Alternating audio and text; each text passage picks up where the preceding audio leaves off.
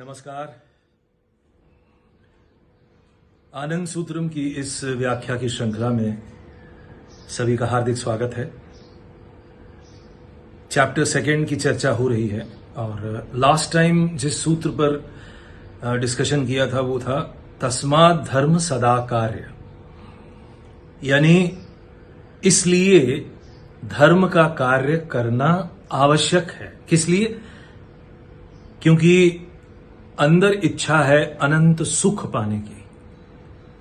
सुख की खोज तो है ही, लेकिन छोटे सुख से हमारा मन भरता नहीं है और अनंत सुख पाने की चेष्टा करते हैं। मगर जो हमारा ऑर्डिनरी इंस्ट्रूमेंट है, हमारी इंद्रियां, हमारा मन, हमारी बुद्धि, हमारी भावनाएं, हमारे तमाम इमोशंस, वो छोटे पड़ जाते हैं, कम पड़ जाते हैं इस अनंत सुख को पाने के लिए।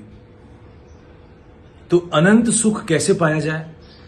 सबसे पहले तो किसी भी नॉर्मल व्यक्ति के अंदर ये प्यास जगनी चाहिए कि अनंत सुख मैं इस तरह से पा नहीं सकता। किस तरह से? यही जो मैंने कहा, इंद्रियां, मन, बुद्धि और भावनाएं। भावनाएं सबसे सूक्ष्म है, प्यार की है, मैत्री की है, कुछ करने की भावना, सेवा की भावना, ये सब भी थोड़े से छोटे पड़ जाते हैं अनंत सुख पाने के लिए। तो अनंत सुख कैसे पाया जाए? तो उसके लिए धर्म ही रास्ता है। धर्म के बारे में हमने जाना कि धर्म जो ध्री धातु से आया है और जिसका अर्थ है जो आपको होल्ड कर रहा है और आपका इनर प्रॉपर्टी, इनर कैरेक्टरिस्टिक है, और वो अनंत सुख से भरा है, वो आनंद से भरा है।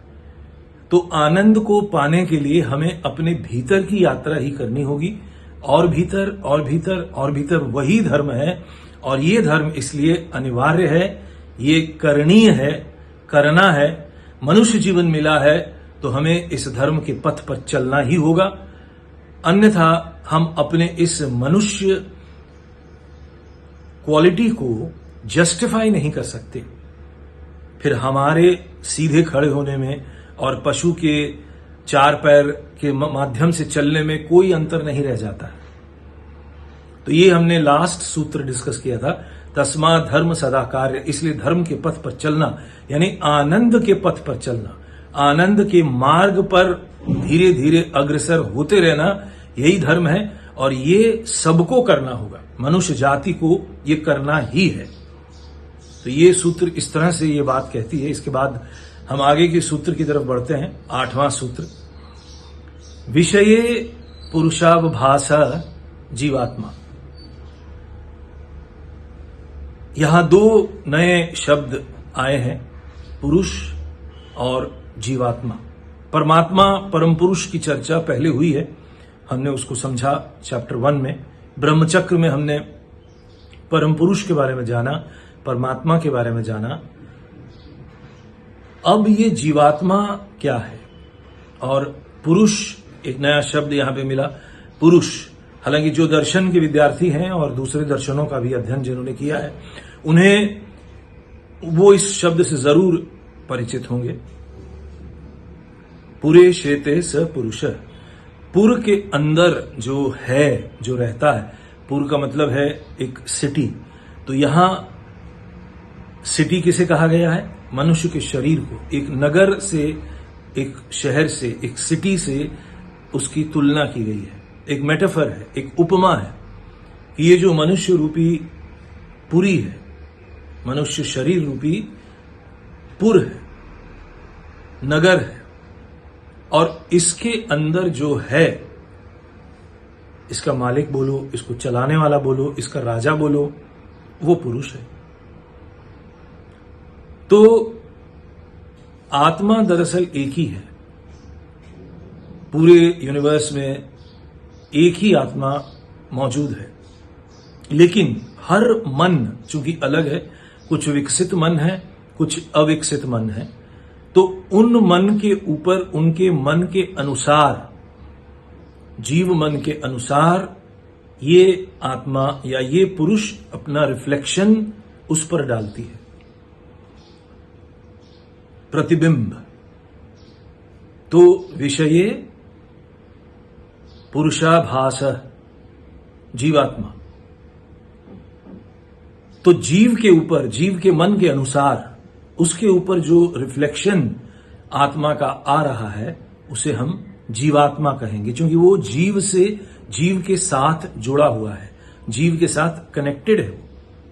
परमात्मा तो पूरे समष्टि से कनेक्टेड है, परमात्मा पूरे समष्टि में मौजूद है, लेकिन हर जीव, चाहे वो ईंट पत्थर बालू हो या प्लांट हो, हायर प्लांट हो या लोअर एनिमल हो या हायर एनिमल हो या मैन हो, कोई भी जीव हो, उसके अंदर उसका जो आभास है वो रिफ्लेक्शन के माध्यम से उसके अनुकूल होता रहता है। अब इसको एक मिसाल से समझने की कोशिश करते हैं। पुराने लोगों ने, पुराने साधकों ने, गुरु लोगों ने दोहों के जरिए और छोटे छोटे श्लोक के जरिए इस तरह की बातों का प्रचार किया है। कबीर का ही एक चर्चित प्रचलित दोहा है, जल में कुंभ, कुंभ में जल, है बाहर भीतर पानी। जल में कुंभ है और कुंभ में जल है बाहर भीतर पानी। फूटा कुंभ जल जल ही समाना, यही तत्व बूझे ज्ञानी। इस दोहे से भी यही बात जो अभी हम इस सूत्र के जरिए कह रहे हैं, ये पूरी तरह से एक्सप्लेन हो जाती है।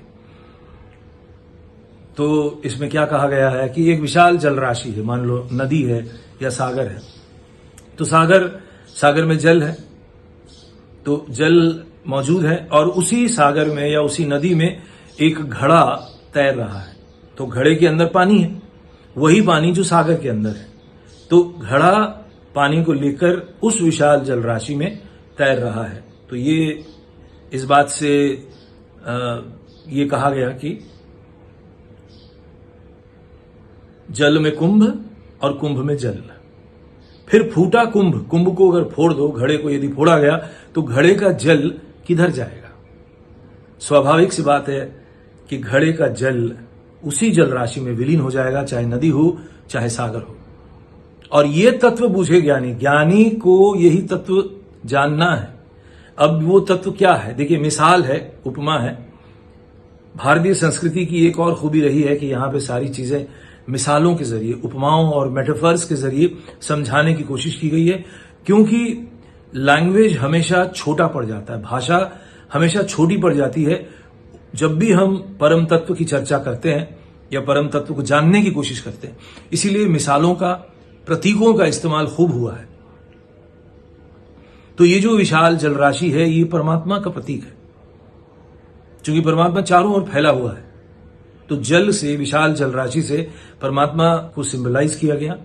अब घड़ा जो है वो जीव है, जिसका जिक्र अभी हम कर रहे थे। घड़ा वो जीव है, वो चाहे मनुष्य हो चाहे कुछ और हो, और उसके अंदर जल राशि है। जल राशि का मतलब यही आत्मा, जैसे अभी इस सूत्र के जरिए हमने जीवात्मा से इंगित किया। ये जीव की आत्मा है और छोटी जल राशि है वो। तो जितना जिसका कैपेसिटी है वो उतनी ही जल राशि को अपने भीतर समेट सकता है। एक छोटी सी कटोरी है, छोटा ग्लास है, कप है, तो उसके अंदर उतना ही पानी आएगा। तो उसका रिफ्लेक्टिंग प्लेट भी वैसा ही होगा। तो इसको बहुत विस्तार से समझाया जा सकता है कि हर ऑब्जेक्ट के पास वो जीवात्मा है, जिसकी वजह से वो रिफ्लेक्ट होता है। वो न होता तो रिफ्लेक्शन भी नहीं होता। इसी से जुड़ा हुआ अगला सूत्र है, वो अभी थोड़ी देर में डिस्कस करेंगे। पहले इसको पूरा करता हूं कि जब घड़ा फूटा और जल जल में समा गया, तो यही तत्व है जो ज्ञानियों को जानना है कि जीवात्मा परमात्मा में मिल गया।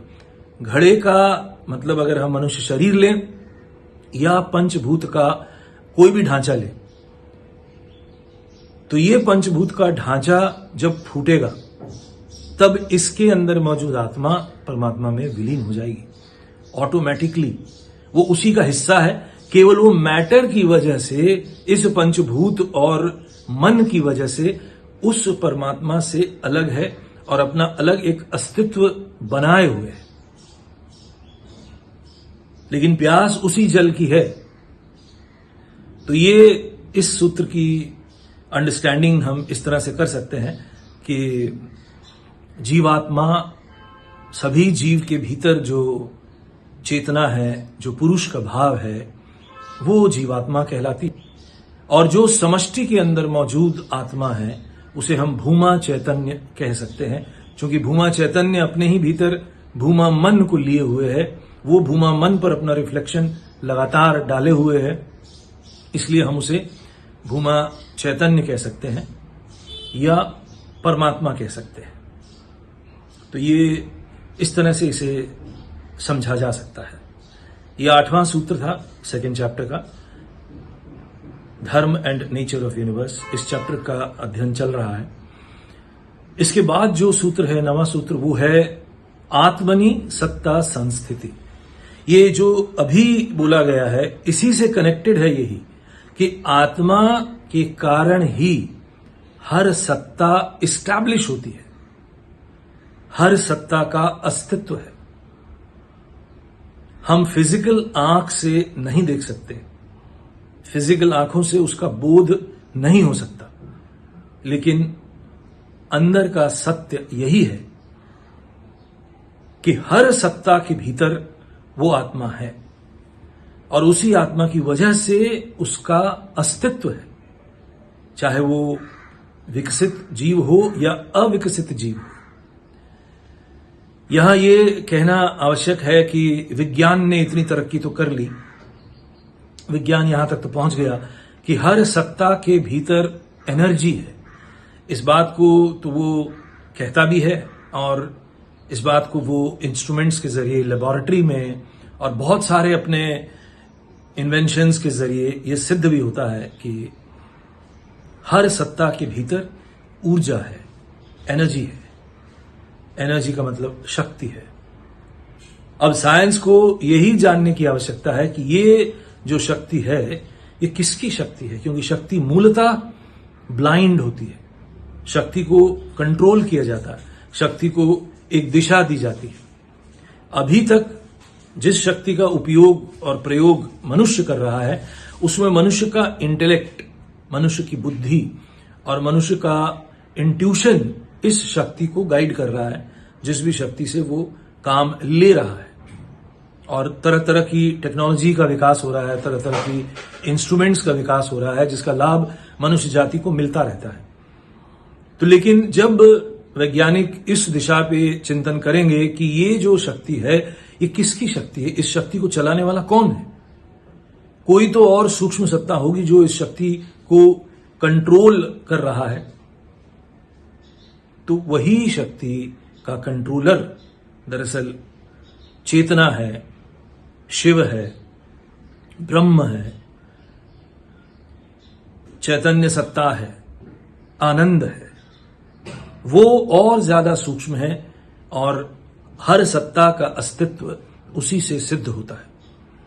कैसे सिद्ध होता है?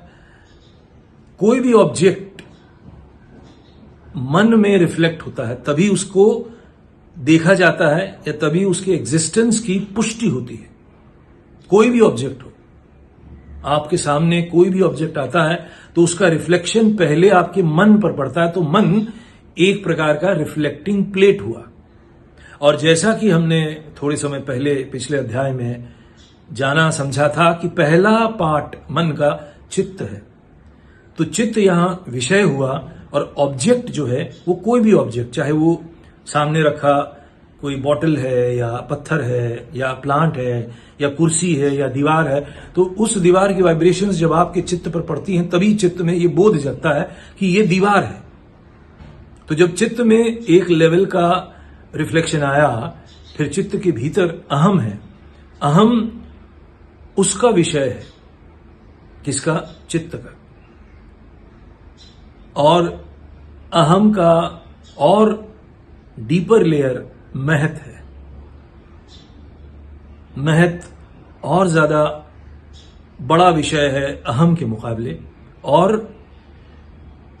अहम महत के पीछे जो आत्मा का तत्व है जिसे हम I know that I exist, इससे आत्मा की सिद्धि होती है कि मैं जानता हूं।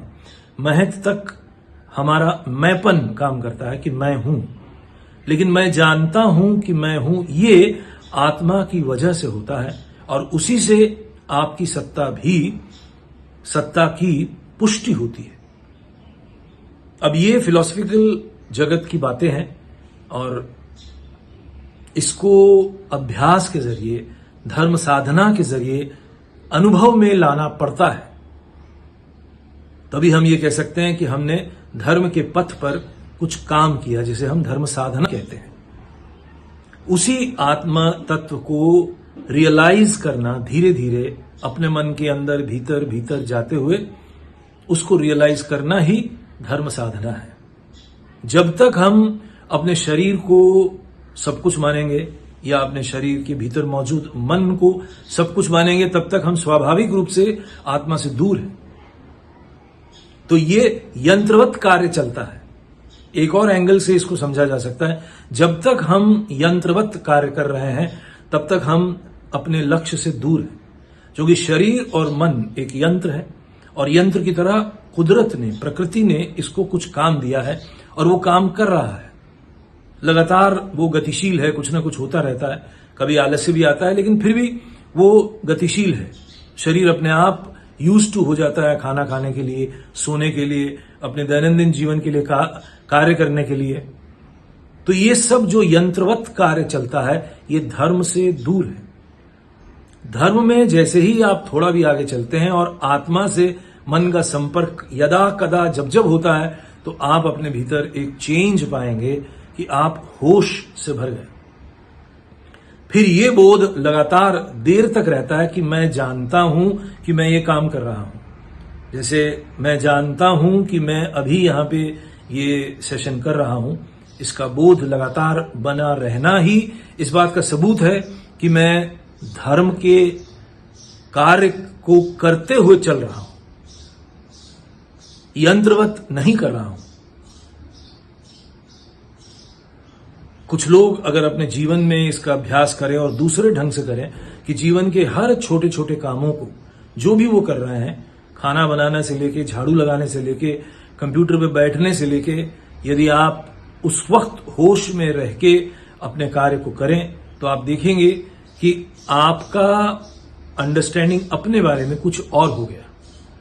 यही जब आप साधना सीखते हैं, खासकर तंत्र साधना में, यही आप जब इष्ट मंत्र का जप करते हुए कोई कार्य करते हैं, तब आप देखते हैं कि आपके कार्य करने की क्षमता अलग है और आप होश में काम कर रहे हैं।